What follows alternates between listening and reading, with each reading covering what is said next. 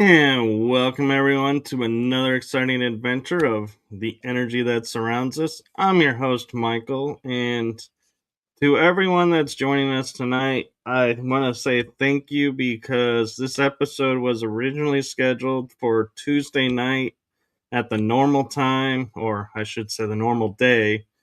However, due to circumstances beyond control, we had to reschedule, and so thank you all for tuning in and joining us tonight. I can guarantee you tonight's episode is going to be full of some really great information, and we've been talking backstage, and in full transparency, I'm going to tell you, you guys are in for a huge treat. We're going to have lots of fun tonight.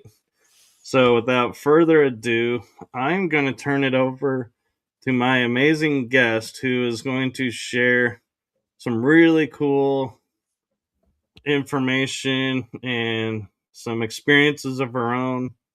So I'm going to turn it over to the one, the only conscious contact extraordinaire, Gina. And I am so sorry. I'm going to guess your last name is pronounced Splettstaszer, but nope, I totally just butchered that.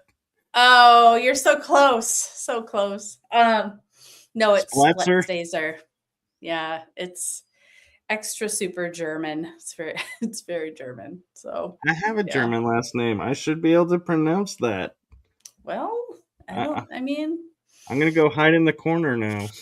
Yeah, better go back to, I don't know, I don't even know. Anyway, hi everybody. I never went to German school, so I was like a German spelling school. I don't know. Yeah. So my name's Gina, and it's super duper great to be here. I'm really excited. Michael is such a nice guy. Everybody, he's a very kind and nice person. And the other day I had a crazy migraine, and so I couldn't be here, but I'm here today, and so I'm super excited. So yeah. Very cool. And just for full transparency, I don't have to send her a check for that compliment. Absolutely free. So why don't you give the audience a little bit about who you are and what you do that may not be familiar? Alrighty. Well, I am a healer. I guess people call it a metaphysician, an energy worker. I have a business that I do kind of intuitive guidance. I'm working with a little bit of like medical intuition sort of stuff. I have my own modality that was given to me a few years ago by my teams, my guides. And it's kind of just this inner tech that I use that helps people to clear out their fields. It helps people I've been able to work on the physical level with people, the emotional level, the mental level.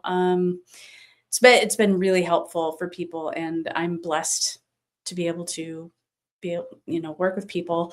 And so I do that, but I also have a podcast called AetherFlows Podcast, and it's kind of the same thing that Michael does. I do interviews with people that I find randomly, or I just, people that I think are really amazing, have had really incredible experiences, or, something super special about them. And I have these conversations about interdimensionality, multidimensionality, unity consciousness, uh, contact with other beings, all sorts of stuff, grid work, energy. And yeah, so that's what I do. I also live in the woods of the Upper Peninsula in Michigan next to Lake Superior, and I get to hang out with lots of multidimensional beings. It's really fun. Very cool. And so, was metaphysics something that you chose to get into, or do you feel like you were kind of born into it and been doing it ever since you can remember? I have some memories of other lives that I've had where I was a healer. And so I think that's part of what this modality is that was given to me. It was like from a different life. And so it just kind of turns on. It's really it's really crazy. Like, I'll go out into the woods, and if land needs to be cleared, or if, grid work needs to be done, sometimes it'll just come on automatically, and I'll feel my whole body start to vibrate. And I'm like, okay, I guess I'm clearing the land. But yeah, I do feel like I was always interested in metaphysics and esoteric knowledge, unexplained mysteries, all the mystery shows on, the X-Files, and all the mystery, what was it? In Search Of with Leonard Nimoy. I was a huge fan of that when I was a kid. Loch Ness Monster, Bigfoot, ghosts, ley lines, all sorts of stuff. I was a real bookworm when I was a kid, so I just had all of the like Time Life, paranormal books, and yeah, I just was always really into that, and I didn't really know why until later in life. I think a lot of this stuff was from other lives. So yeah. So do you think the way you kind of approach things is why you're able to get into the interdimensional and multidimensionality aspect of everything? Do you mean just like winging it? Well, being like, looking at books and then going, wait a minute, maybe there's something more. And so it kind of opened your mind up to the possibility of like interdimensional and multidimension aspects versus just sitting there going, oh, yes, the making, ET or spirit, or not spirit, but oh, my mind is going blank right now. A star beam would be possible. Where, if you didn't read a book, you'd be like, yeah, no, I don't think so. I mean, I was such a weird kid. Ever since I was very small, I was kind of a loner, and kind of just always, I have a lot of memories when I was a kid of like nighttime friends coming over and like teaching me how to fly in my first parents' house. I would like fly around the house, and I could see my parents in their room. And just, I had all of these really, thinking back on it now, these really weird experiences, but I thought it was pretty normal. But with, like parents divorcing and like childhood trauma and stuff like that, at about, I would say, age 12 or so, I kind of put all that away and was like, okay, everything's normal. I'm totally normal, everybody, like nothing to see here. And kind of put it all on the back shelf. but it was always kind of there. I was always interested in that sort of stuff. And it didn't really come back to me until I would say 2018, 2019. I had been a chef for about 20 years. I was working in kitchens and just like super angry, kind of hated my life at the time. Just was like, just push through it with everything, just go home, drink some beer, watch some Netflix, go to bed, get up, go back to work. And I feel like after so many years of that, my body just started breaking down, and I had to get like bilateral carpal tunnel surgery and surgery on my elbows and chiropractic adjustments all the time. And I started getting these migraines, like chronic migraines. And I didn't realize that it was, all this like repressed emotional energy and all of this other stuff that I hadn't dealt with. And so it was kind of manifesting in a physical way. And I was just like, I just thought I was wearing my body out. So I finally I tried like different migraine medications, and we couldn't my doctors and I could not figure out the cause of these migraines, and like getting surgery and all this stuff. And finally, I just in desperation, I decided to go to a Reiki person. I had no idea what Reiki was. I didn't know. I was just like, oh, this hippie crap. Okay, I guess I'll try it. Like nothing else is working and I can barely stand. So I guess I'll try this Reiki stuff. And I ended up contacting this woman who is, she lives in Chicago. And I was living in Detroit at the time. I just found her randomly from the Theosophical Society channel on YouTube. And she was speaking and I was like, wow, this lady's really cool. I'll check her out. Turns out she did Reiki and all sorts of other like ancestral healing stuff. And so I started working with her, and probably like the fourth session in, I want to say, I felt kind of a slight tickling at the top of my head. And I was like, oh, that's interesting. I wonder what that's about. And I went to sleep. And as I was going to sleep that night, I was in that in-between phase of like, being out of consciousness, and just kind of all of a sudden, I felt and I heard this intense vibration that was like, it felt like I sat on a car battery or something. It was like, and I heard it in my ears. It was like, and it woke me up. It scared the crap out of me. I was like, what is that? And I I tried to go back to sleep, and it happened again. And I didn't know what to do. It happened a couple of times in that same week. So I emailed the woman and I told her about what was happening. And she was like, oh, it's okay, dear. It's just your root chakra. It's really congested. So it's nothing to worry about. And I was like, what? I had no idea. I didn't know anything about clairsentience, or, I knew there was like clairvoyance and sometimes you can hear stuff.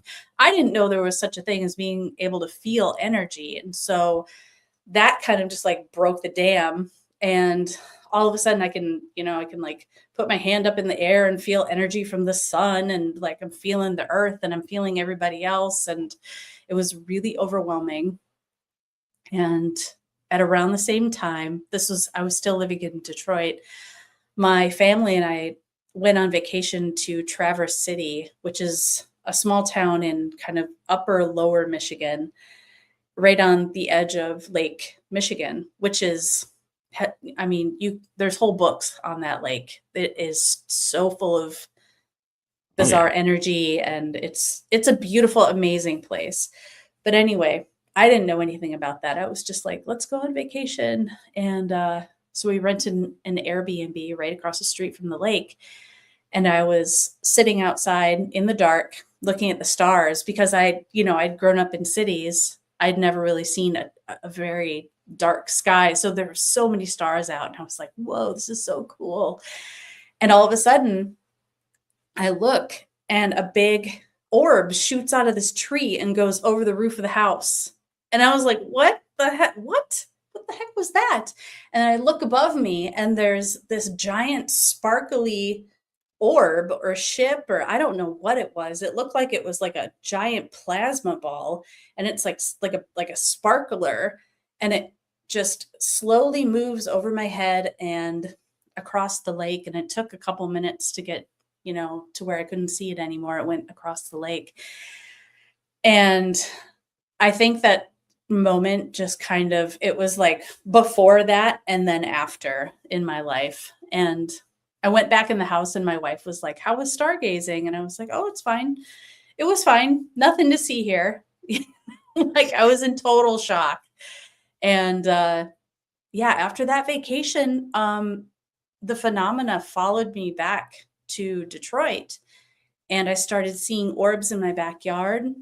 I would see it started out at first with this big, it looked like the Booga sphere. Is that what it's called? Like the big metal ball. Have you heard of that? I know what you're talking about, and I'm not sure if it's Booga is the word for it. South America. It's like Buga. Anyway, I was in my living room one day and I looked out the window and there was this like metal ball just hanging out in the sky above a tree. And at the time, I didn't even know what a drone looked like. So I was like, maybe that's a drone. I don't know what that is. But it was metal and I could like see parts, like pieces of it were, glimmering in the sun. And it just hung out there for a good, I want to say like 8 minutes. And, I was like walking around the house doing chores and I was like, oh yeah, it's still up there. That's weird.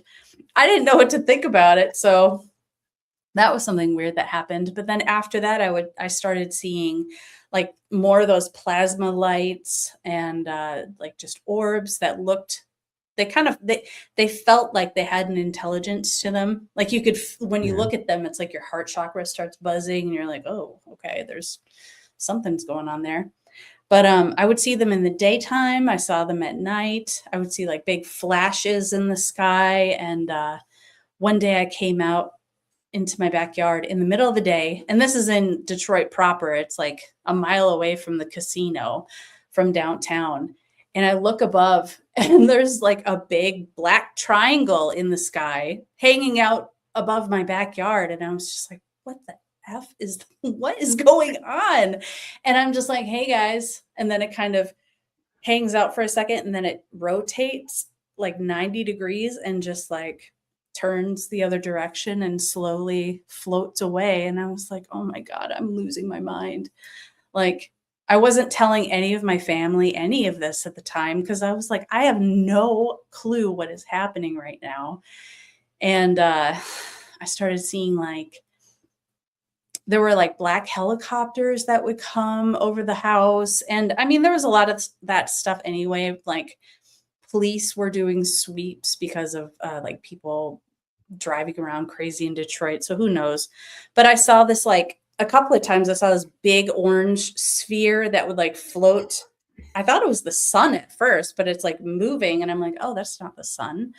And then I saw a helicopter chase it away. It was like the craziest stuff I had ever seen in my life in Detroit. And at the same time, I started getting, information from like guides and different beings and stuff. And finally, I just had to like kind of come out to my wife. I was like crying in bed one day and she's like, what's wrong? And I'm like, I think I'm going crazy. I'm seeing all this crazy stuff and I'm feeling energy and hearing stuff. And I don't know what to do. And she's like, girl, you've always been crazy. Don't worry about it. Like it's not that big of a deal. We can deal with it.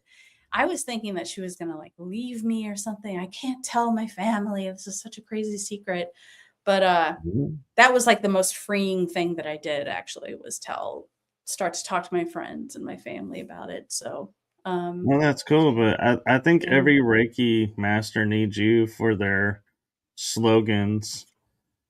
When all else fails, do the hippie crap. Yeah. Do the Reiki. Best banner ever. Blasted. Right. Like everybody will be lining up to, come experience that one. Mm-hmm. Yeah, it was intense. So let me see what else. Well, so Oh, go ahead. I was just going to say, it's interesting because I have another friend who's a medium that does kind of medical intuitive readings. And so I'm kind of curious, was trying to figure out your headaches what drove you into learning how to be a medical intuitive, or did that come from that experience, or how did you get an aha moment to going, ooh, medical intuitive, I can do that, let's do that?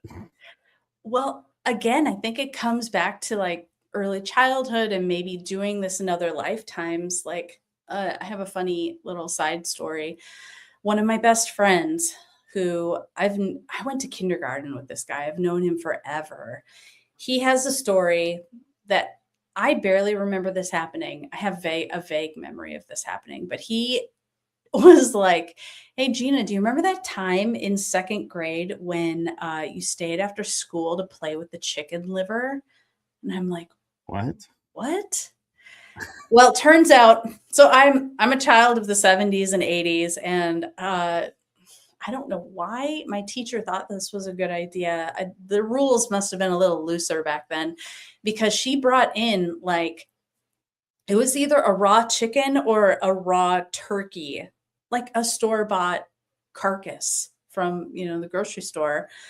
I don't know why. We did all sorts of weird stuff. We, like, dissected cows' eyes when I was in 4th grade. Like, that seems really young to be doing that stuff.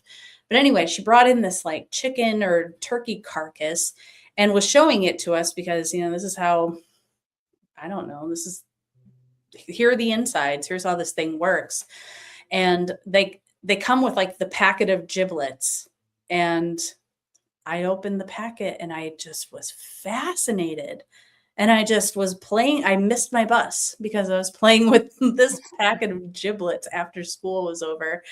And I've always been really fascinated with anatomy, you know, uh with like the skeletal system and with all everything, all the body's different systems. And so I didn't really, it's not like I consciously was like, oh, I want to get into medical intuition. uh I was working with some different practitioners and they were like, oh, hey, you have this gift that you're not aware of, where you can go into someone's astral field and look and like scan them, and you can see all the stuff that's wrong with them. And so I'm at the point right now where I can go into another person's field and like scan their body, and I can see points that light up. So I'm not super skilled at it yet. I'm still learning, but yeah, it's really incredible. Well, that's cool. And I'm just picturing your parents getting a phone call. Can you please come pick up your daughter? She's playing with the giblets. Oh yeah. No, And that's pretty it's normal for my parents to receive a call like that. I did all sorts of crazy stuff when I was a kid. I had some neighbors that they were big into hunting. They would go like duck hunting in the fall and stuff. And I asked them one time if I could keep the mallard wings, and I kept them in the breezeway of my house the entire winter. This was like I was in like 3rd or 4th grade. I was really young.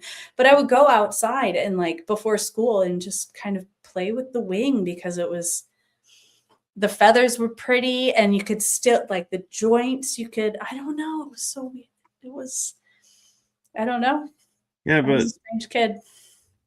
it's actually not so strange because we were in the generation of pre-internet, so Mm, we had to entertain ourselves, and we learned so many things.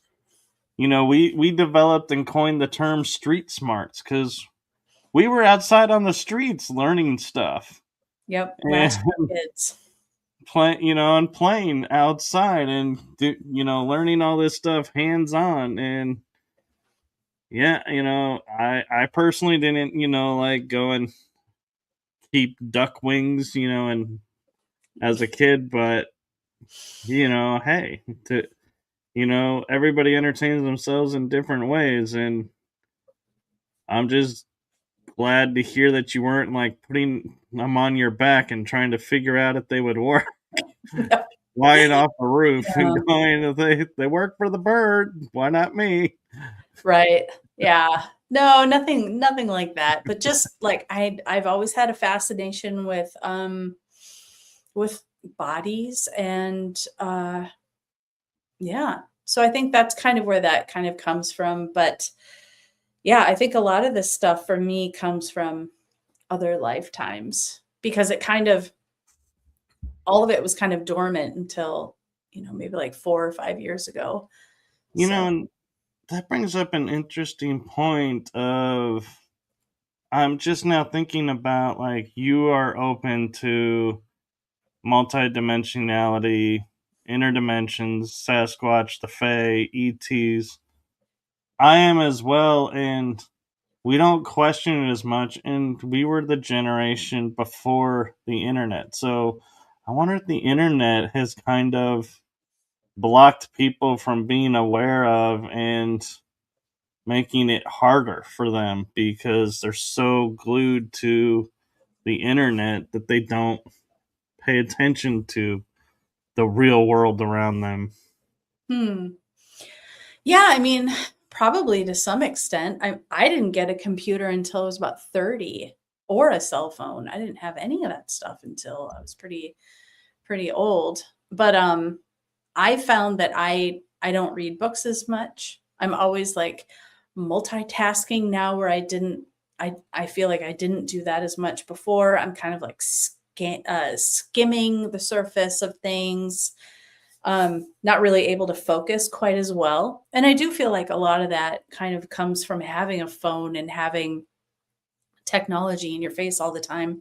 But then there's also the subject of like the crystal children and the younger generations that are I've met some of these kids and they have incredible abilities and they are incredibly high vibrational and just so I don't know. Maybe it's just situational.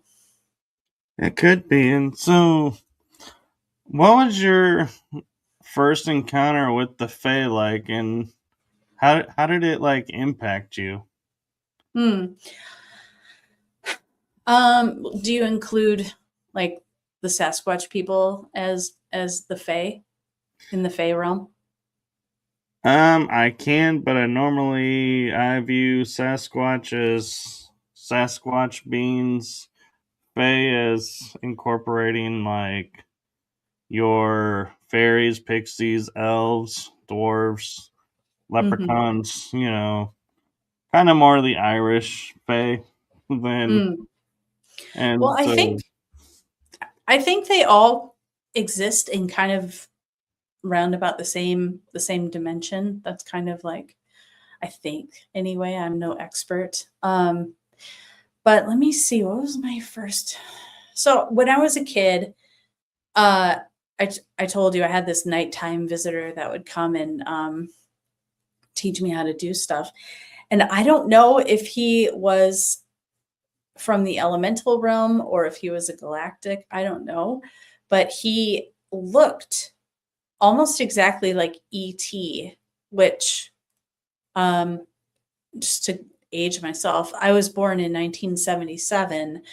And this was happening in, I think I was about 3 years old when this happened. So this was 1980. And I know I didn't see that movie until at least I don't think it came out until 1982. I want to say 81 or 82. But I know I didn't. Early 80s. Yeah. Yeah. I know I didn't see that movie until until we had moved out of that house where I had those experiences. And I'm not sure what he was, but it was some being that came to me and he said his name was Lotkeel and he showed me how to like float around and stuff.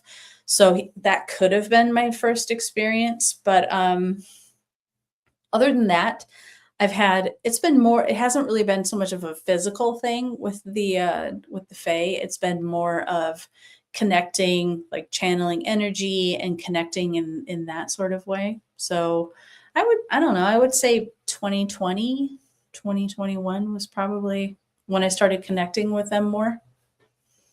No, that's really cool. And just FYI, you're only 1 year older than me. I was 78. Oh yeah. So Awesome. that's why it's like, yeah, I think our youths were so similar. There's only 1 year apart. Mm. Yeah, But I'm sure you were outside a lot too when you were a kid. oh yeah. And what's interesting though is, like you mentioned elemental and fae, and I was on a show this afternoon about elementals, and one of the speakers on the panel kept saying, "Oh, the fae, being the elementals," and I was like, "No, the elementals are not fae. They're two different species or two different cultures." Oh And yeah. so I was curious your thoughts on that too, if you feel that way as well. Yeah, I definitely do. I mean, you have the gnomes, their own culture. You have the little people, they have their own culture. I mean, it's regional too. Like you have the Fae and the little people and the gnomes in Ireland, and then I mean, they're up here too. I haven't had as much contact with them because I feel like up here there's a large the culture is all about logging and mining, which I I feel like we do so much damage to the land when we are extracting minerals and cutting down the trees and everything, and just showing disregard and disrespect for the land in general. So I feel like these guys probably don't want to hang out with us very much. And that's the sense that I've gotten. I've had a few experiences with them up here, but they feel more kind of reserved. So, but yeah, I mean, there's brownies, there's leprechauns, there's the tree people, like the tree beings. I've had a lot of experiences with them. They're beautiful, and I would say that's probably the most interaction I've had is with the different tree beings. Yeah, because the way I was looking at it and we were talking about it is, and some of the panel was agreeing with me, is they tend the nature. They nurture the nature, but the elementals are the ones that they're protecting the portals, the energies, and nature. And I don't know, I kind of feel like, you know, the loggers and, the mineral people, they seem to be able to operate and function with little, you know, interaction from the elementals. So they must have a contract or something to do it because, like you're saying, they're ripping up into the earth. And I would think for sure the earth elementals would be like, hey, you are damaging our turf. We're not going to put up with this and do something, but they don't. Yeah. Yeah, I don't know. I mean, maybe it's interfering with our free will. I'm not sure. We have to learn how to treat this our home, and it's probably going to be a bumpy road the next few years or so hopefully we figure it out. But yeah, maybe that's part of it. Maybe they're not supposed to interfere. I don't know. Yeah, they're more like watchers. And watchers always, it's like I have memories of being a watcher, and the one thing that always is like the hardest thing about the memories that I have is watching situations and being like just standing there and letting it happen and be like, you know, looking at yourself and going, why are you allowing this to happen? This shouldn't be going on or ought not to be going on. And going, it's my job to watch. and not interfere. We're not allowed to interfere. And I'm like, that's crap. And I'm like, yes, it is on both parts. It's like, and so I feel like I have not so many lifetimes as watchers because I probably didn't do it very well because I had that nature of wanting to interfere at certain points and be like, this is just over the top. No, we're stepping in. Yeah.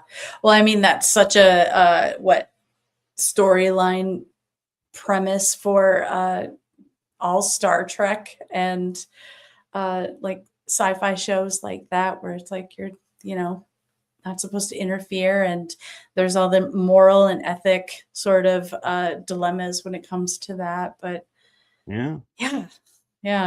I'm on a Deep Space Nine kick right now. Oh, I've never seen it. Where are you at in it? I think we're on I think it might be the 3rd season. So you haven't gotten to the long drawn out conflict yet. Oh, just starting with the what is it? The Klingons and the Cardassians and. Oh no, this is a different one. Really? It's a conflict that unifies one side of the wormhole against the other side of the wormhole. Oh, I know who you're talking about.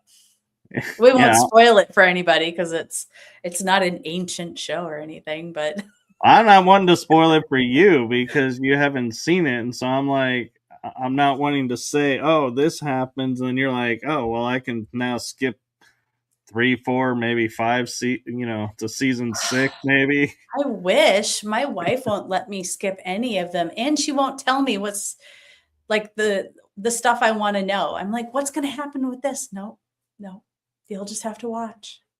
That is a true hero right there. She is. If she were any sort of TV character, she would be Spock. She totally would. She's definitely part Vulcan. Which version of Spock?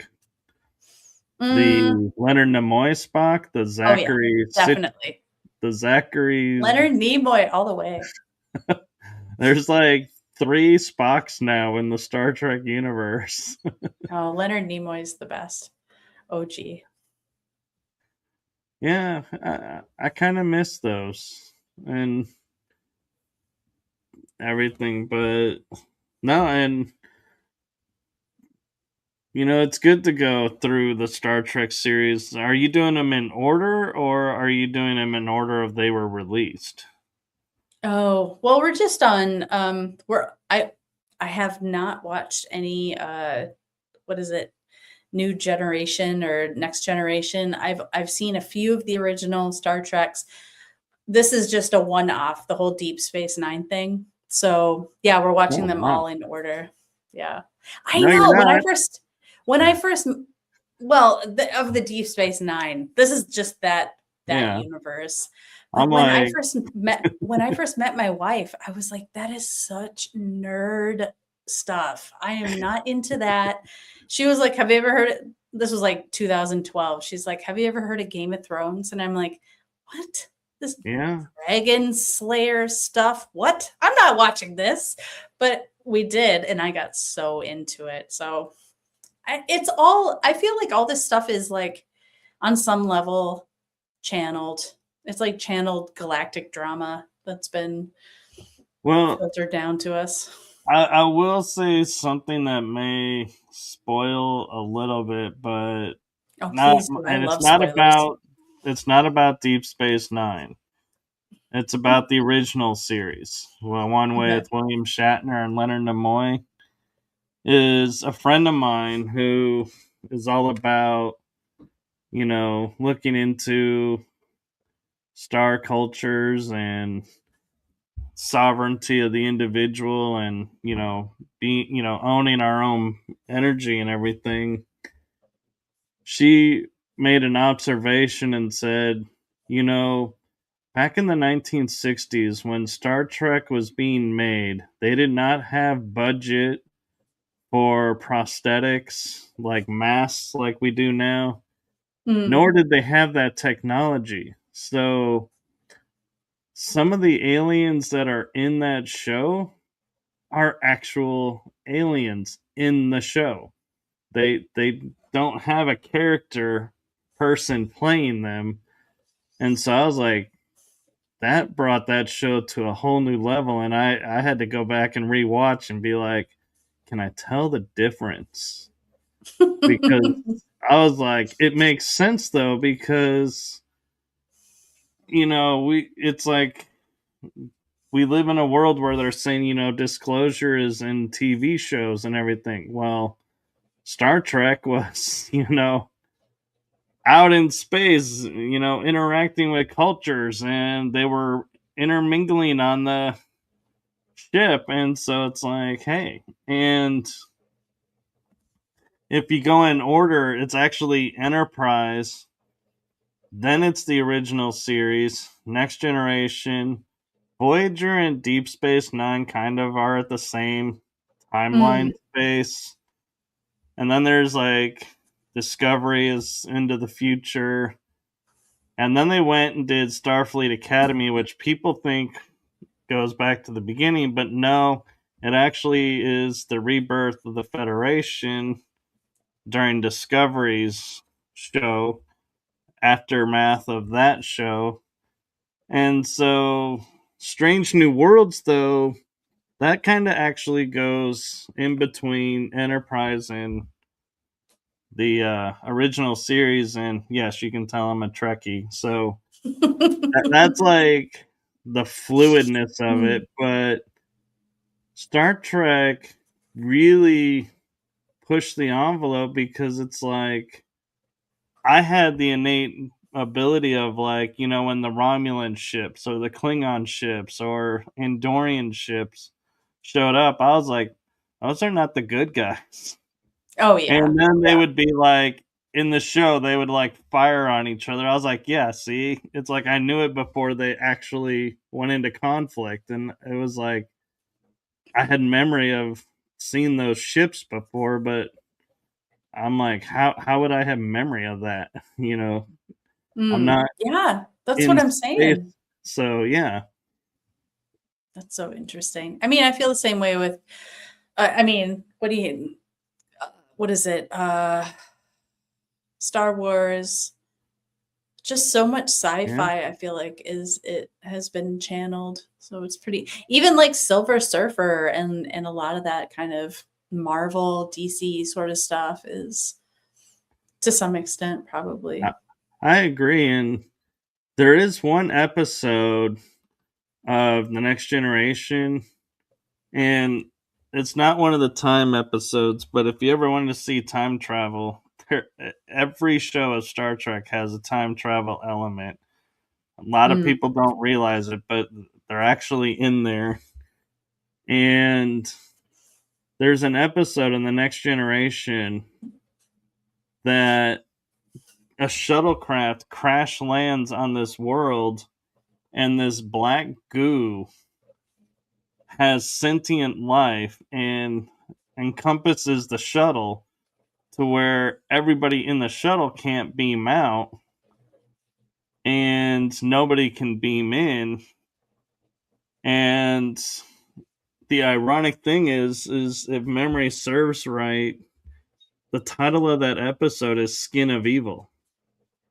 Oh, wow. And where I'm going with this is, I don't know how much of disclosure, if you pay attention to it or not. And normally I talk about this on Writing Through the Unknown, but since we're talking somewhat about it, I'm just going to throw this out there for everyone. They talk about this black goo being found in the Falkland Islands that is like a malevolent synthetic goo. And I can't help but go, you have The Next Generation talking about a black goo being. Wow. Now we're in current world going, there's a black goo that, is the. And so could we be talking about the same thing? I don't know. Yeah, maybe. I'm not sure. But yeah, I don't know. We live in some crazy times, huh? We do. And so, and everybody talks about wanting to live in the Star Trek universe. And it's like, I almost want to go look around. We are virtually, like, all intent and purposes in the Star Trek universe, in that we have flip phones. They're communicators. We can talk across the planet. The only difference is they fly in space and we still shuttle to space. Exactly. And so I have a feeling that's probably a good thing right now, because the way we are right now in our world, I don't think we need to be spreading that out into the galactic universe and going. Right. It's like, yeah, I imagine all the races are like, oh, great, the humans are coming. There goes the neighborhood. Well, I think a big part of why people love watching Star Trek is because in the show, they're already at this point of having this like utopian society with, there's zero crime. People are super respectful of each other, and there's so much diversity, and everyone kind of respects each other's cultures for the most part. But actually, though, I would question the zero crime bit, because they have brigs and security on the ships, and it's not always by people that are invading, or fighting, so I guess you're right. Yeah, there are some crime. It's just not as much, but there is still some crime. Right.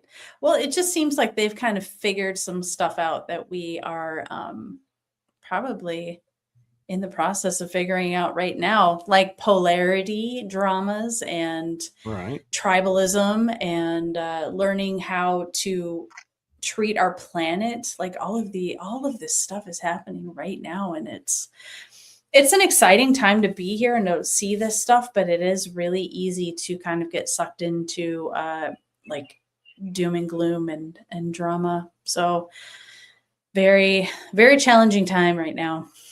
It is. And on that note, I think this is a perfect segue to, you do work harmonizing the physical and subtle bodies. How did that come about, and what's your process in getting into that with people?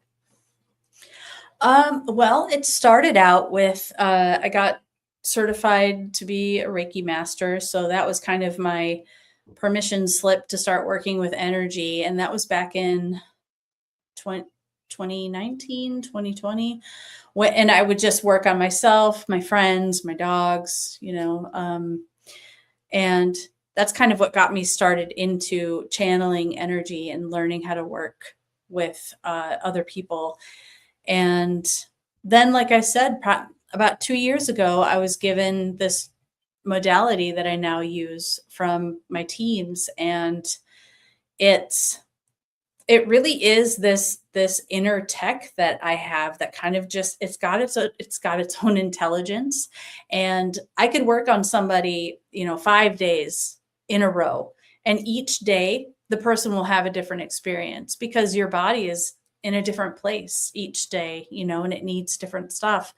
And so I use it on myself every day. And I've had experiences I had a friend who, he's in his mid 30s, I want to say. He had an inch in diameter, like almost a golf ball sized kidney stone. And he didn't have insurance at the time.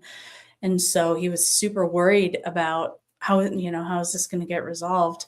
And so I asked him if he wanted to start practicing with me. And so we got about 4 sessions in, and he went back to the doctor to get some tests, and they did the sonar thing with him on his kidney, and it was gone. And I was like, how did that even happen? He's like, I'm not sure, but it's not there anymore. So who knows? Who knows? And I was like, okay, that must have been a fluke. I can't explain that.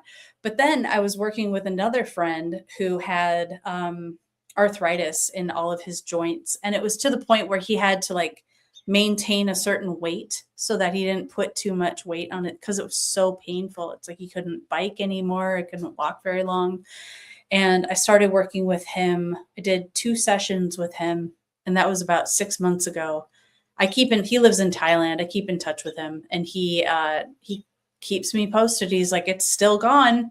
I don't know what happened, but something incredible happened. And I'm like, yeah, I'm not fully sure, but it seems to work. So, yeah, what I do is somebody can book a session or, email me and we can set something up. And then the sessions are usually about an hour and a half long.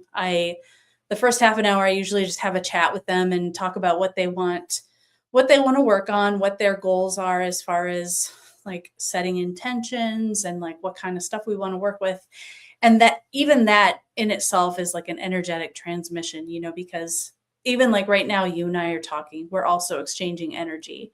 So we talk for a while and then we go into it, and the energy just kind of, it turns on. I connect us all up, get us all, create a sacred space and everything.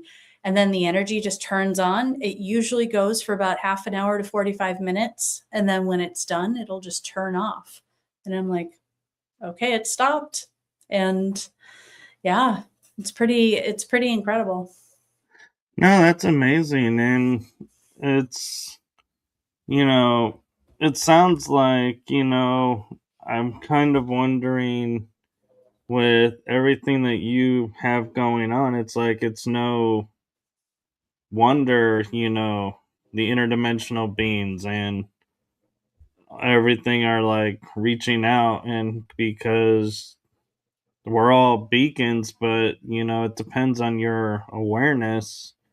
And it seems like your awareness is like, I don't want to say next level because that, it makes it sound like, you're higher up and more attuned than others. And it's just you're more aware. And so that's the difference. You're more open to the awareness. And so I think they pick that up and are like, yeah, this is someone to talk to and someone to work with, and they're open to it and they're on the same pathway. So yeah, let's collaborate.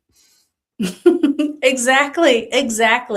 I was talking about that with a friend of mine the other day. Like, nobody needs to feel like, oh, I'm not special, I can't do this sort of stuff. Like, this is in our human blueprint. We're supposed to be able to heal ourselves.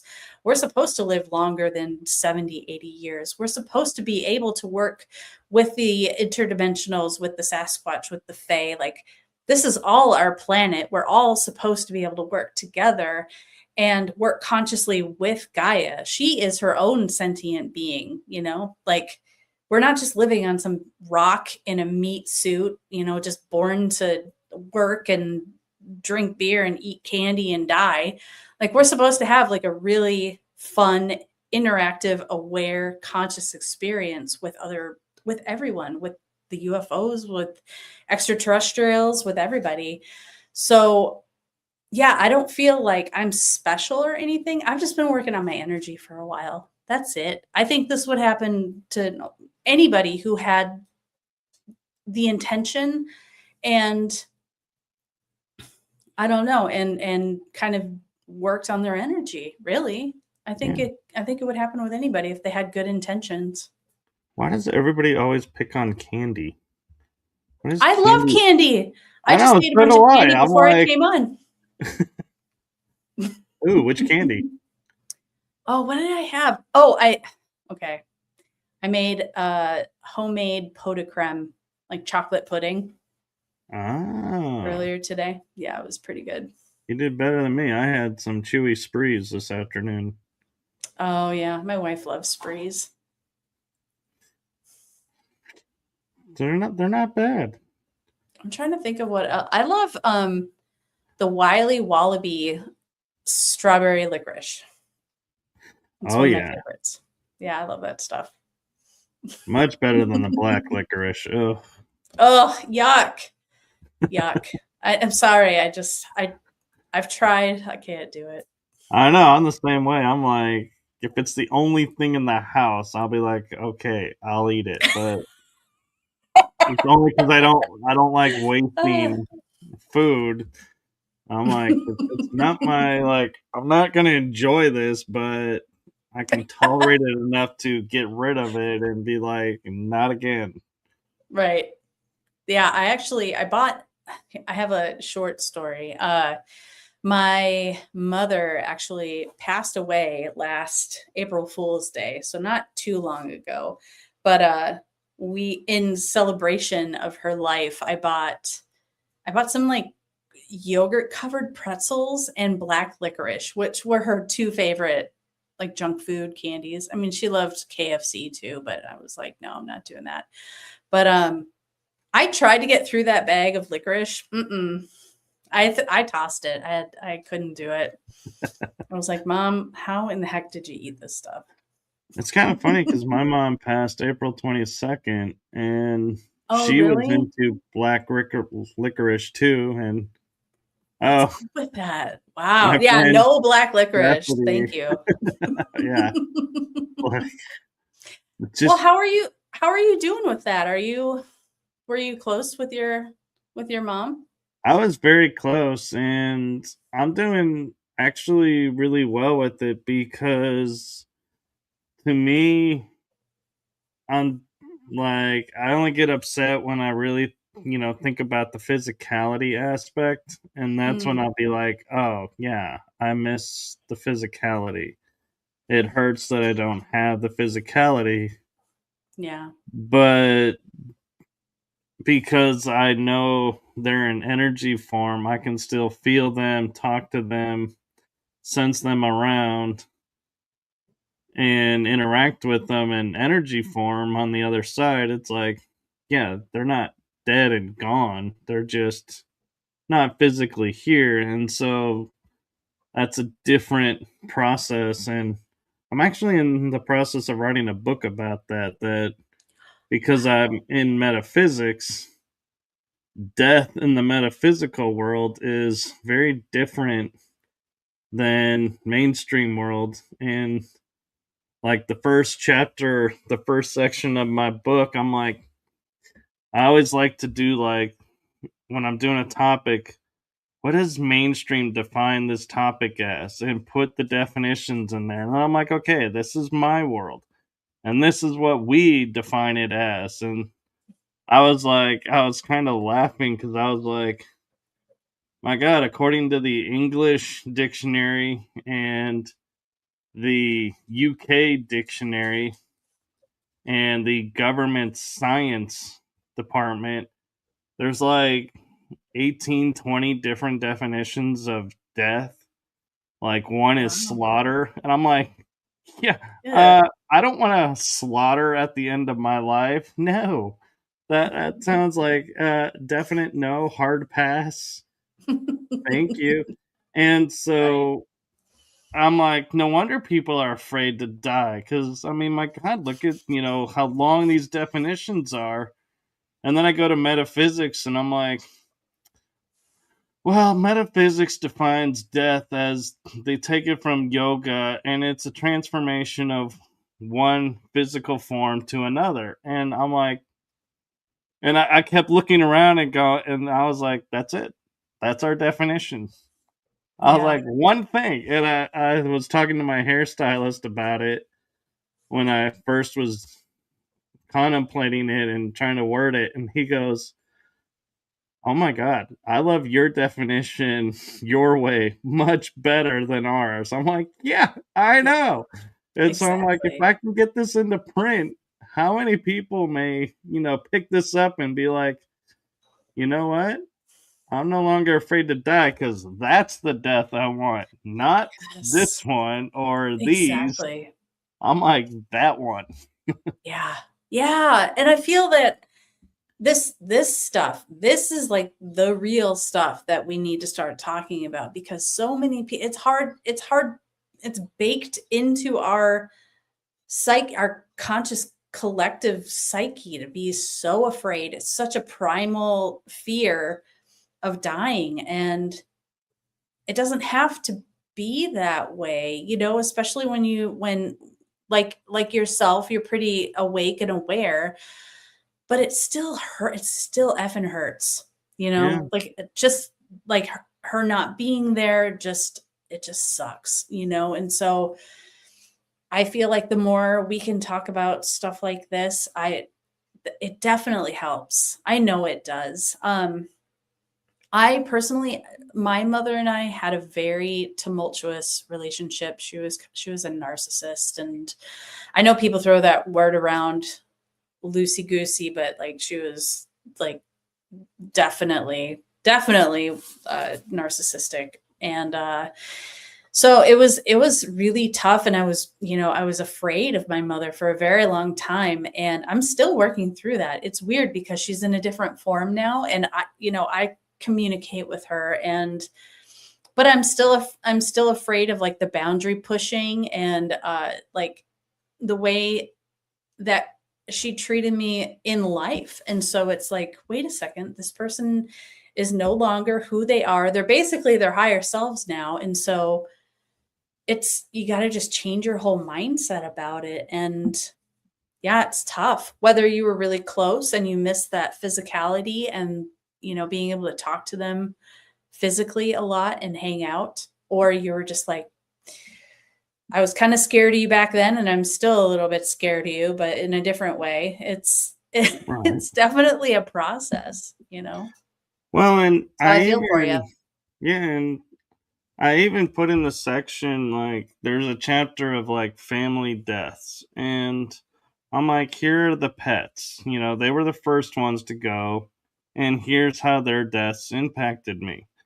Then, then I put in chronological order the family members that were close to me and how, or should be close to me. I'll put it that way, and how that impacted me. And what I mean by that is I had my mom's parents, my grandparents, that were a part of my life. They chose to keep me in their lives and interact. Then I had my dad's parents, who I would talk some, like, with his dad, my grandfather, at certain points. It was like he would call for, about something.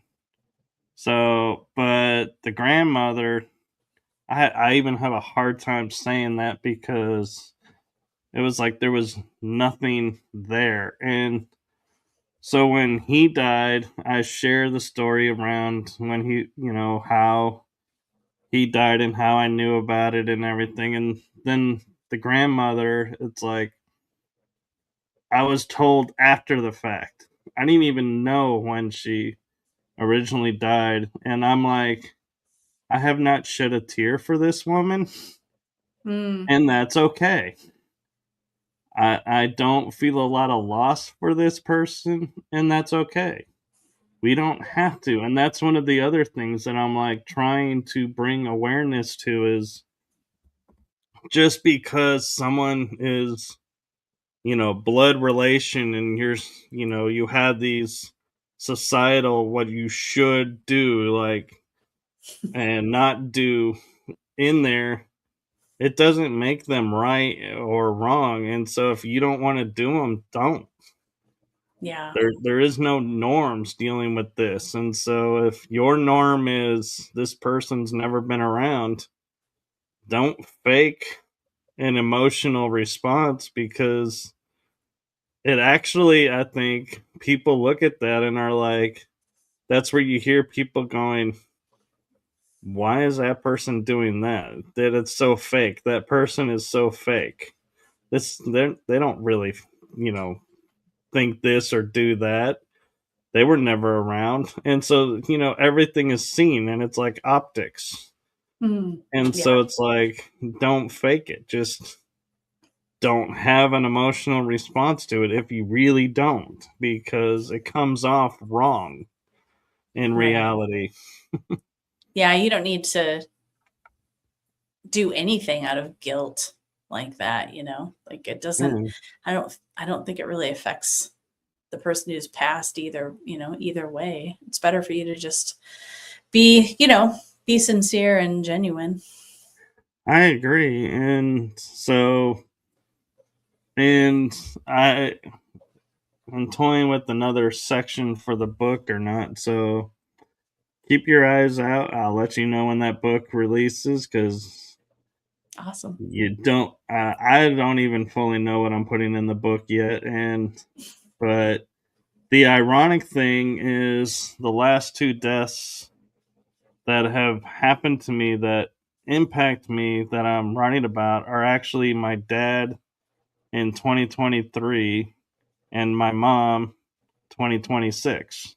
So it's like those are the last 2, the most current, and it's like, oh, yeah. So it's like once I can get through writing those, then it's like, okay, I think it'll be all right.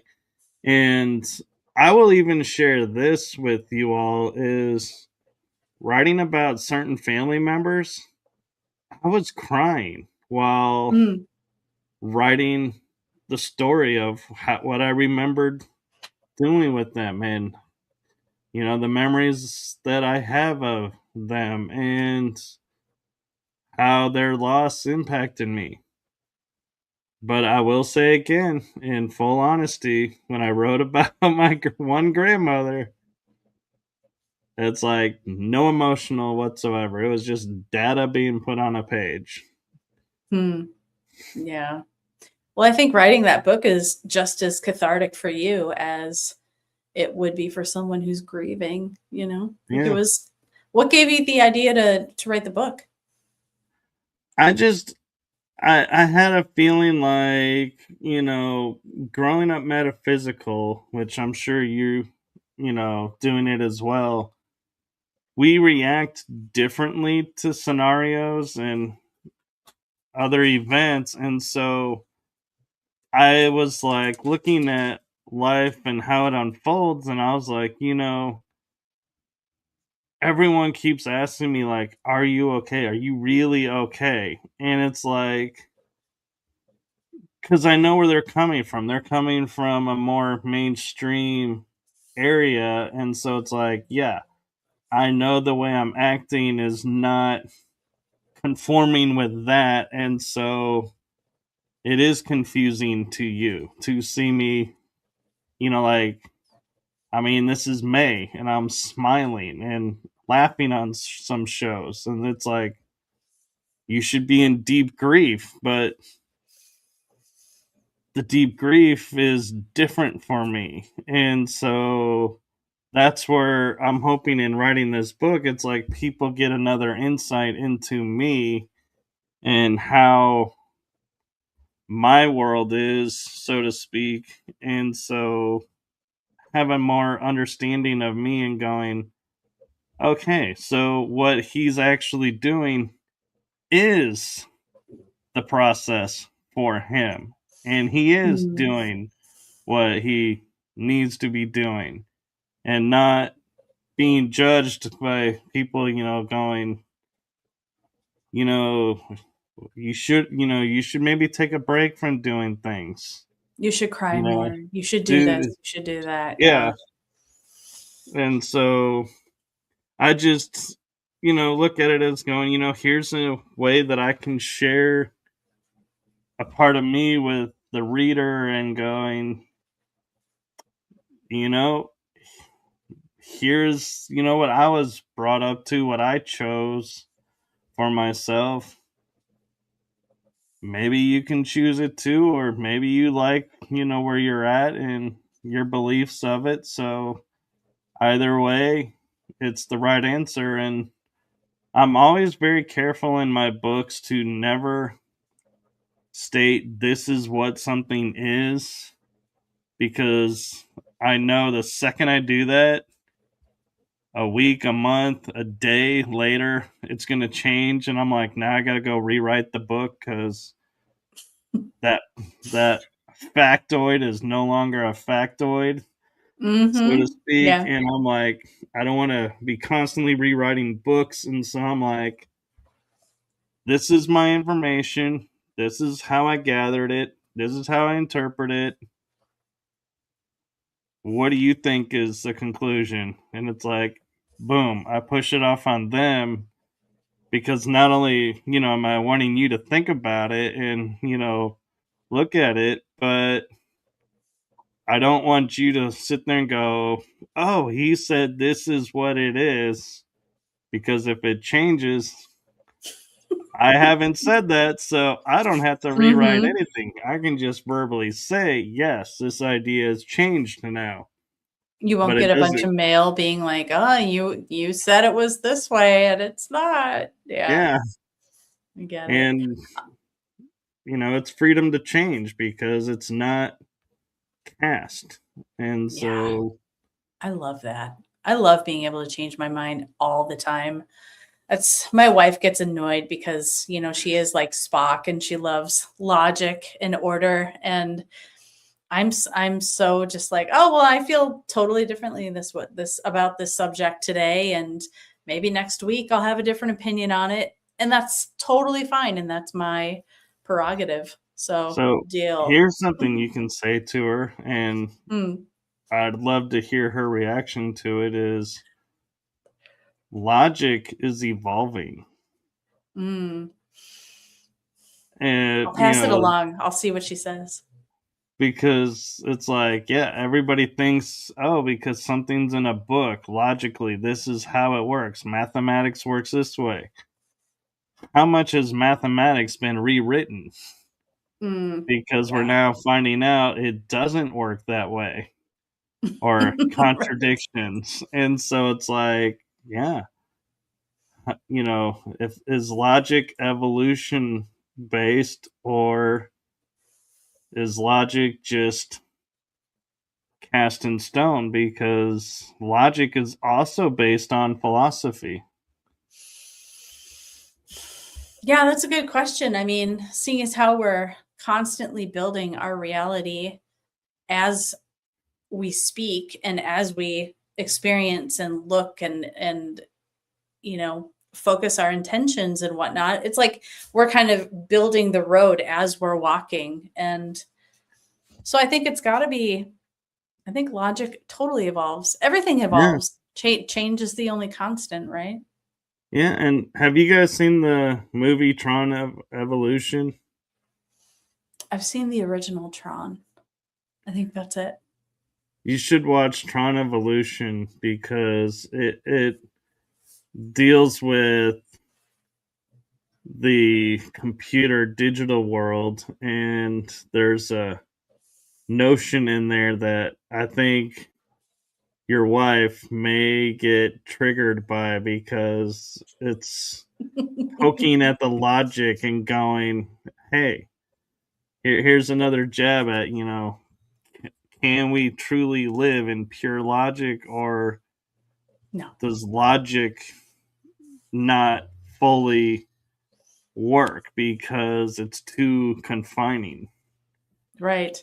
Well, I mean, the whole theory of the zeta reticuli, the grays, how they're like a future version of us that purely embraced logic, and they modified themselves so much that they kind of lost their ability to reproduce naturally. And so like that they kind of their race is like dying out, and that's why they're coming back here for genetic material, because logic, it's everything. So for me, I feel like my whole life is about bringing what has not been in balance into balance. You've got the divine feminine and the masculine and the polarities into unification, and I'm all about unity consciousness. And so for me, it's about bringing it all back into the heart, all back into balance. And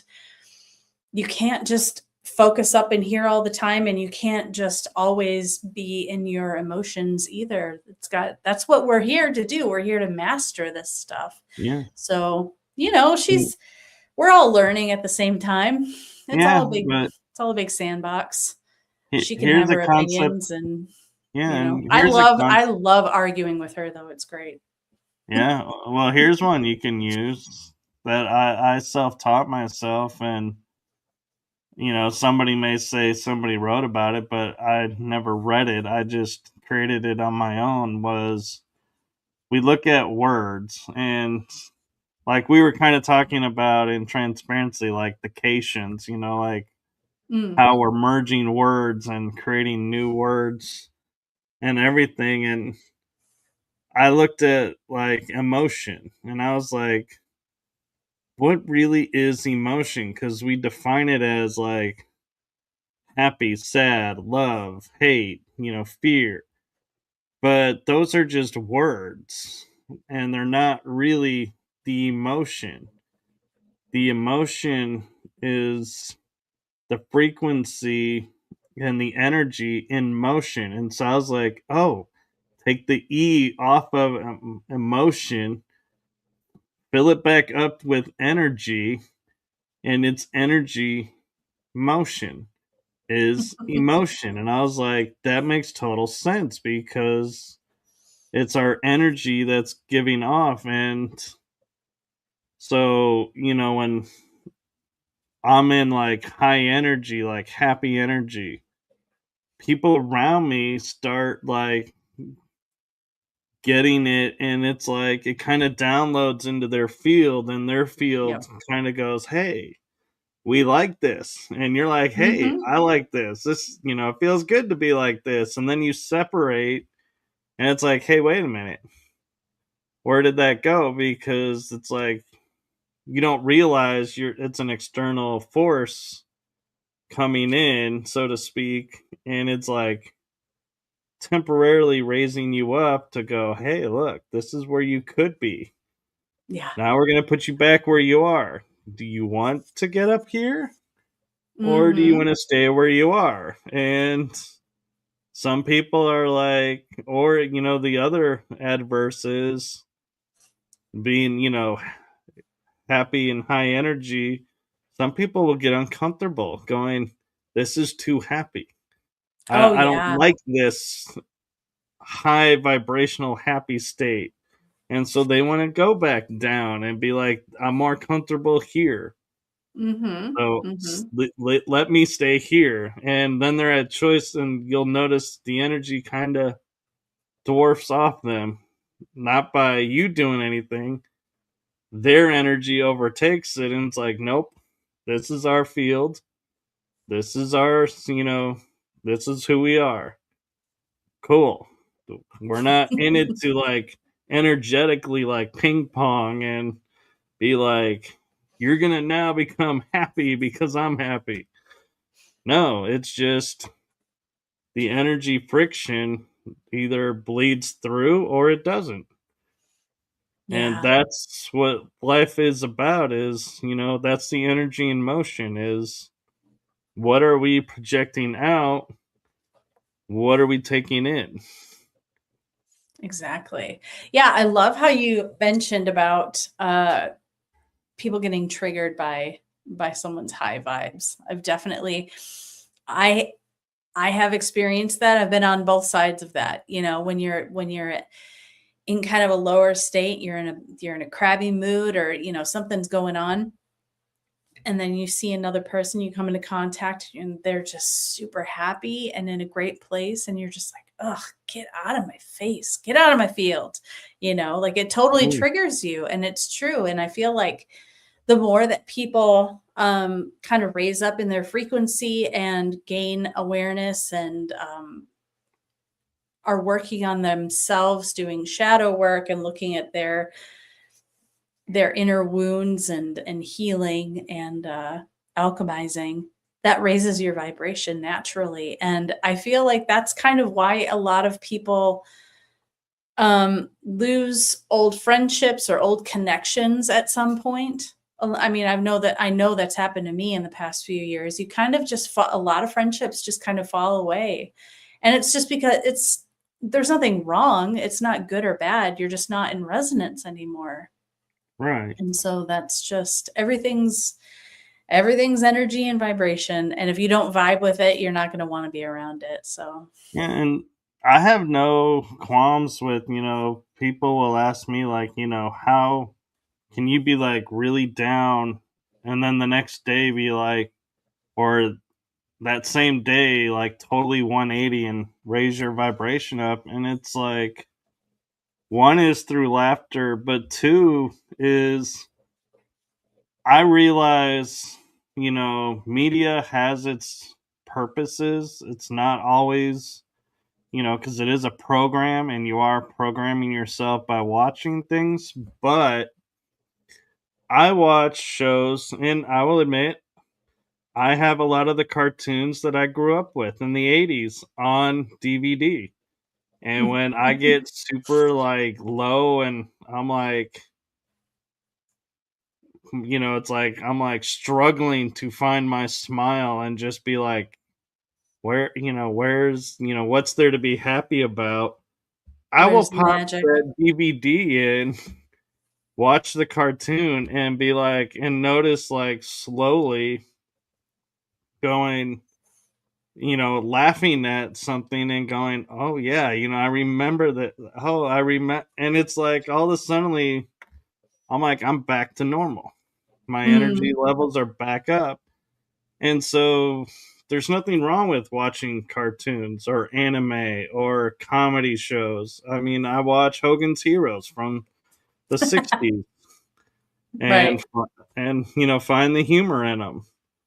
Not everybody can. And so what I'm sharing is, this works for me, may not work for you, but the idea is you find what makes you happy and what you remember being happy about, and watching that. It's like we use the term in Reiki of imprinting, where it's like you take a happy thought and you imprint it in, and so you can always go back to it. Well, that's what watching these are, like watching a comedy is you're Yeah. going back to when you were laughing and happy and high energy, and it brings your body back. It doesn't have to be a long process of, like, we think of shadow work as being this long, daunting process. That actually Slog. is doing shadow work, is, watching this comedy, bringing yourself back up. That's a Yeah, form of shadow work. for sure. For sure. What are we watching right now? So we got Deep Space Nine, and we're watching the Rockford Files, I and remember just that. yeah, just these like Yeah. old kind of. We watched a lot of anime, a lot of cartoons that we're watching. We watched Fraggle Rock last night. I just got Fraggle Rock. Oh yeah, so great. I love it. It's like, I mean, there is this like nostalgic aspect to it as well, but it's like you said that what will raise your frequency faster and higher than anything else is laughter. I mean, that's what laughing yoga is about. You just get in a group with people and you just start laughing and you instantly just feel so much better. And yeah, I found that I mean, shadow work, dude, I've been doing so much shadow work and ancestral healing the past 2 years that yeah, sometimes you really need a break and you just need to watch something funny because Yeah. it's really intense work. It's really like I have sat in my tub and cried for hours. It's not fun a lot of the time, but at the same time you feel so much better when you're able to get to that point where you can see your triggers and see your wounded motivations more in the moment instead of just like reacting to everything, instead of like ping-ponging Right. off of everything and feeling like an emotional wreck. You can kind of see yourself and watch yourself from the outside and be like, "Oh yeah, that's why you got triggered was because of this." And to have compassion for yourself is the biggest part. But yeah, it's been a really intense year. I've been doing a lot of inner work, and if it weren't for cartoons and like Fraggle Rock and the Muppet movies and stuff, I would be probably a much more serious person, and I'm over that. I don't want to be serious anymore. No, I know. And like last night on one of my episodes, we were talking about, keeping your energy in high vibes, and in a couple of channeling sessions that I had on my show with Laura, they were talking about, you need to keep your energies high, keep raising your energies, and laughter, dancing, jumping jacks, these are all forms, of getting yourself active and, raising your vibration. And I was talking with my guest last night, Nikki, and we were, and I pointed out that, I can message her 4 words and she will spend a month laughing because she already has about this. And it's like, and just the thought of, what those 4 words are sends her into a laughter fit. And I start laughing because she's laughing, and she sends me messages like, yeah, I'm still laughing over this, or we kind of will evolve it and make it a story now. And it's like, just making each other laugh over a simple comment. And she was like, yeah, you can say it. And so we were laughing about the fact that one day you'll get this because it kind of references back to our childhood. But I said to her, I was like, oh, booyah to the mooyah. And she just started laughing and was like, oh my God, that's the greatest thing I've ever heard. And she's like, I can't stop laughing about it. And I'm like, what a gift to, give to somebody of, so whenever she's like gets upset, she can play the video or see the words and just start laughing again. And it's like, yeah, it's a healing aspect. And it only took me like a few seconds to say those 4 words. Exactly. So what we were getting as, they don't have to be elaborate gestures.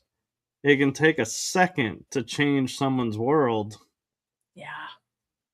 For sure. I mean, I remember times where I've been in the grocery store or, out and about and just kind of up in my head and, in a not great place. And someone will just make eye contact with you and just smile. Yeah. And that can change that can change everything. That can change your whole day. And yeah, it doesn't take a lot. So, I mean, I try if I can remember it in my perimenopausal brain, if I can remember to try to make somebody smile once a day.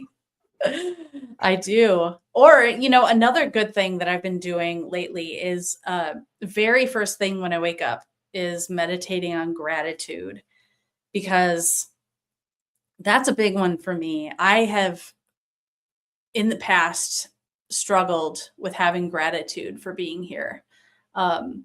Just having this like Debbie Downer kind of half empty glass, kind of like, why the heck am I even here? This place sucks sort of mentality in the past. Oh, yeah. And yeah, it's always, for some reason, gratitude has always been kind of a challenge for me.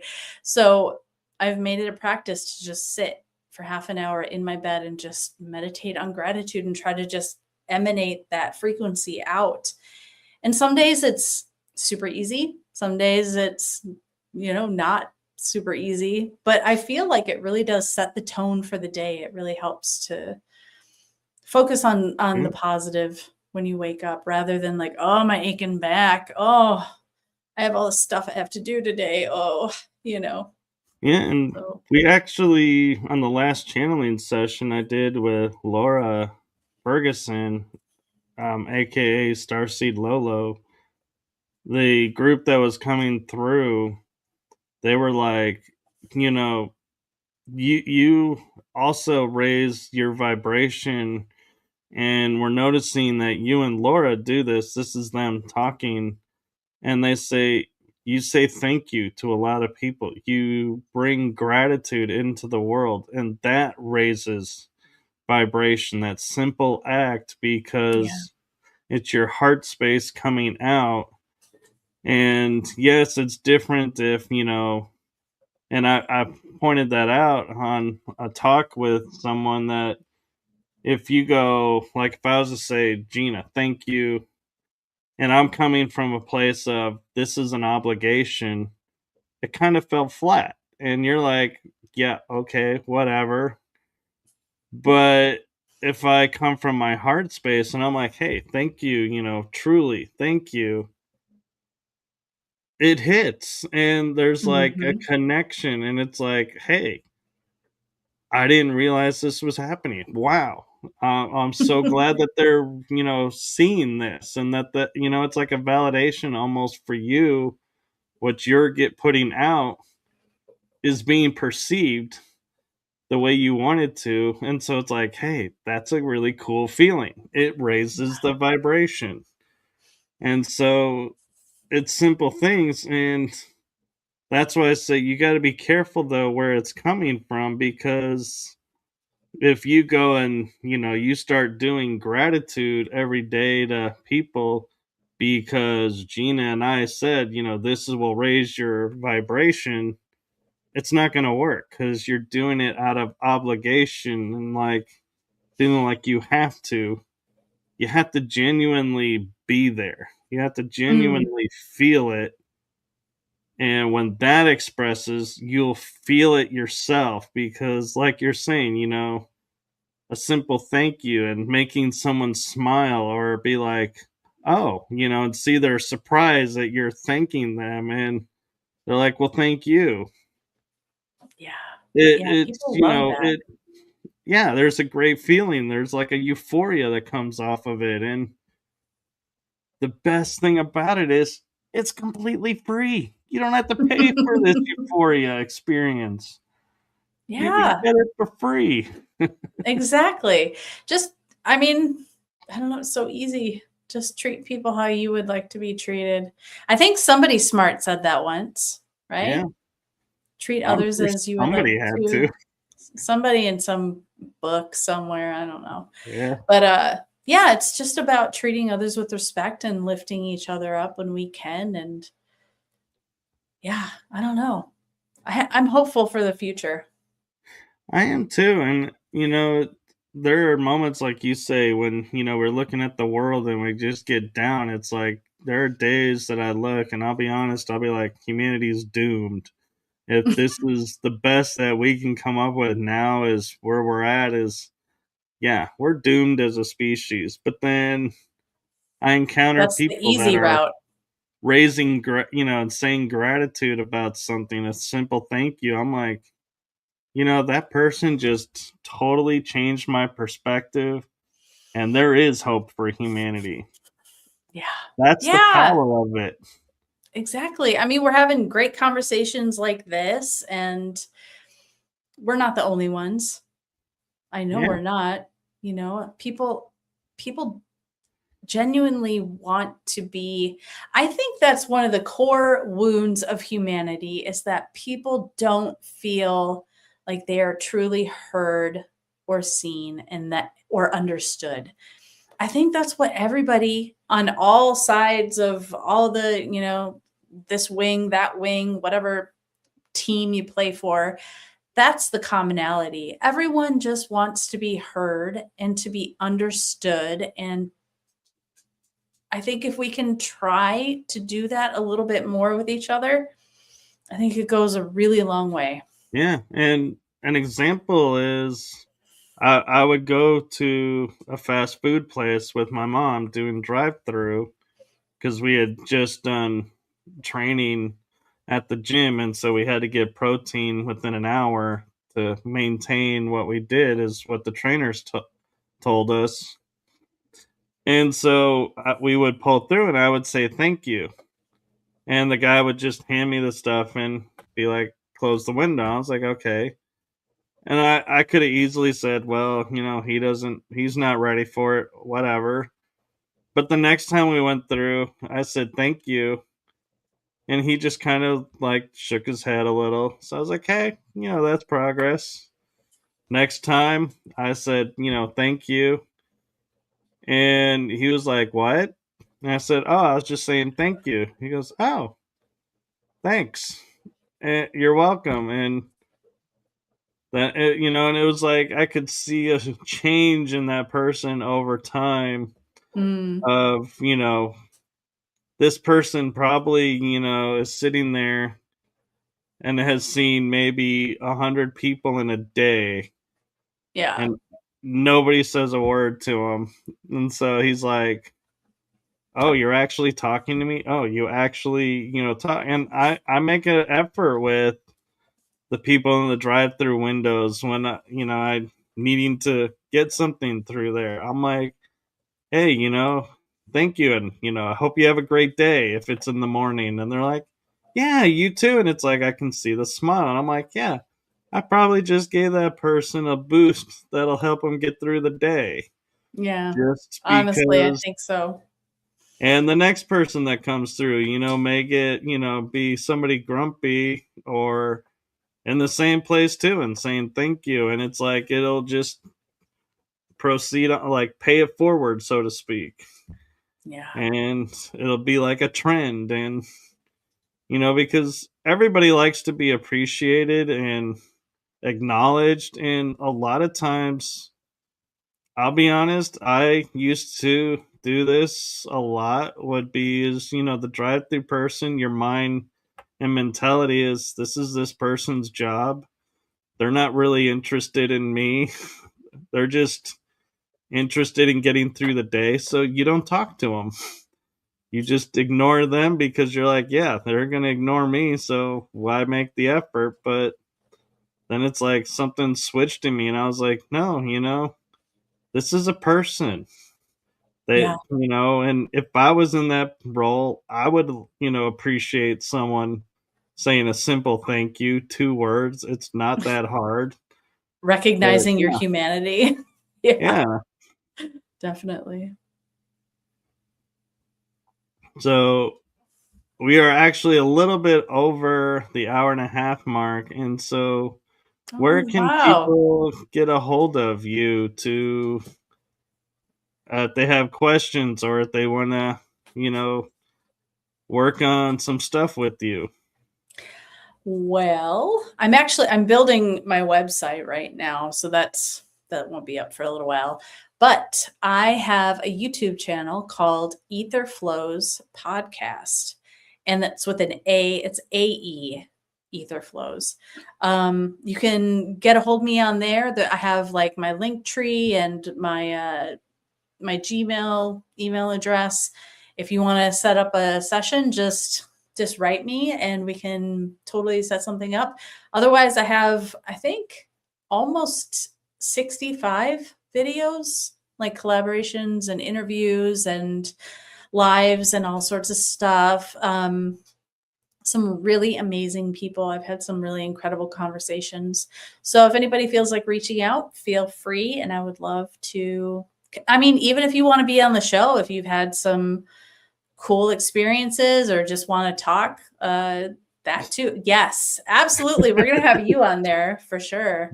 But yeah, that's where to reach me. And Yeah. So yeah. I just put up Oh, the thank you. link tree and the YouTube, which I got from the description of the episode. So anybody watching, they are links in the description so you can copy and paste. So Fantastic.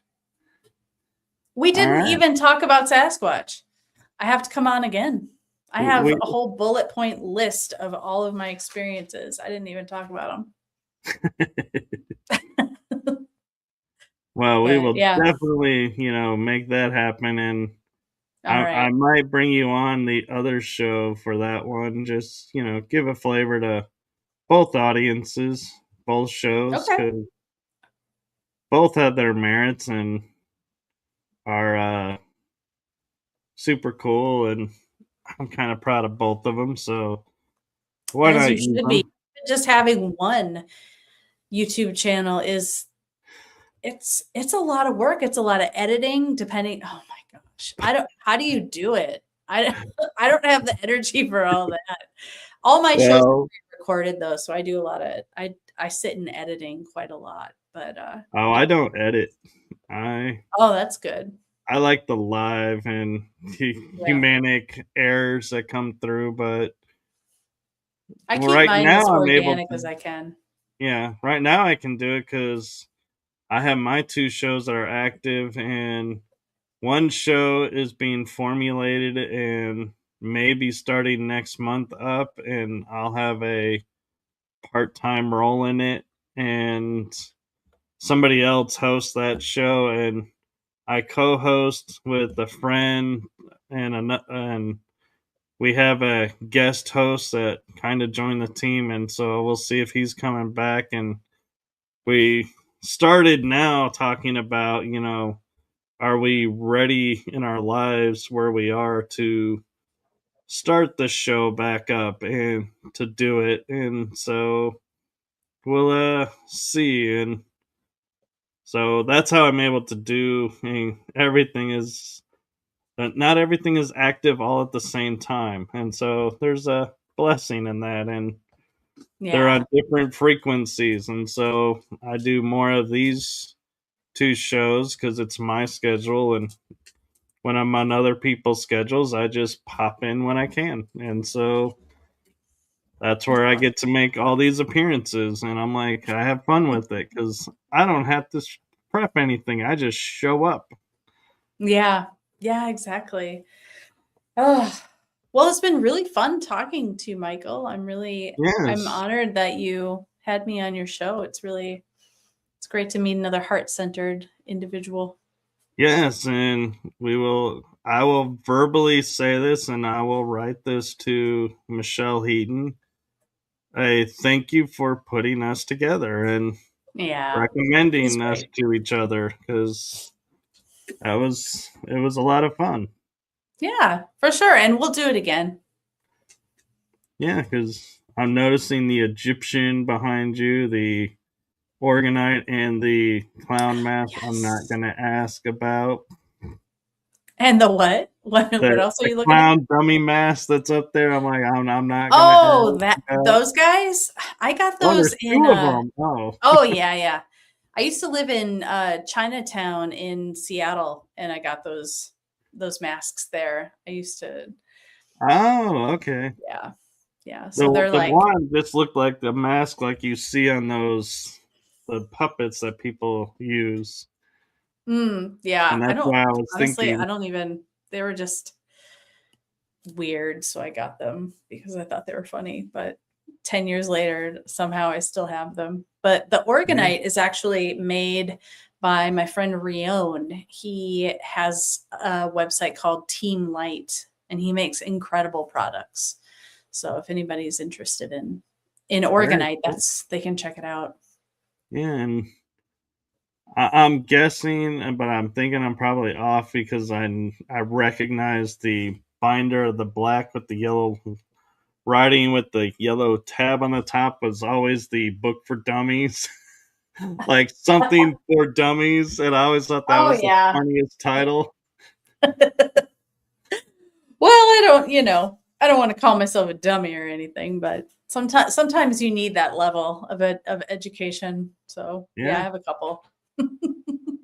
No, so thank you. And I will leave you with one message as we're wrapping up that I like to leave all of my guests with. And that is, and I'm going to scoot myself over because I noticed last night, it's like when I went to do it, I was like, oh, I was partially on screen and partially blocked by my name. But it is from my heart and the heart of my shows to you. Thank you for Aw. what you're doing for humanity. It's seen, felt, and heard, and so appreciated. Aw, thanks. See, I felt that one. Right back at you, Michael. Thank you. Yeah. So make sure you follow along her pages and you follow along my. Why am I saying pages? It's YouTube. It's not a page. The channels, because you never know when I may be making an appearance on her show or she may be back on one of my shows. So if you've been That's true. enjoying it, make sure You you might as well follow just along. subscribe.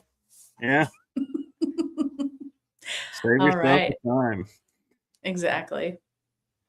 And with that, we are going to say goodnight to everyone. Make it a wonderful evening, and we will see you next week for new shows. And check out Gina's show for whenever they are. I honestly don't know. But every week on the weekends. Oh, on the weekends, even better. Mm-hmm. So with that, we say adieu. And I don't know why I just went foreign language on everyone, but sure, why not? Adios, French, my friends. I think isn't so, adieu French? Yeah. Maybe it's one of your past lives coming out. Who knows? There you go. Adieu, ciao, ding dong day. I remember that from Robin Hood Men in Tights. Oh my gosh. Blast from the past. Yep. So, yeah, adios. So, hasta luego, many different ways. Or, as the Hawaiians, I love this about them, aloha, which means hello and goodbye. So, you never know what they're saying to you. Aloha, everyone. Bye. Thanks for listening to us and hanging out. It was great. Yeah. Bye-bye, everyone. Bye.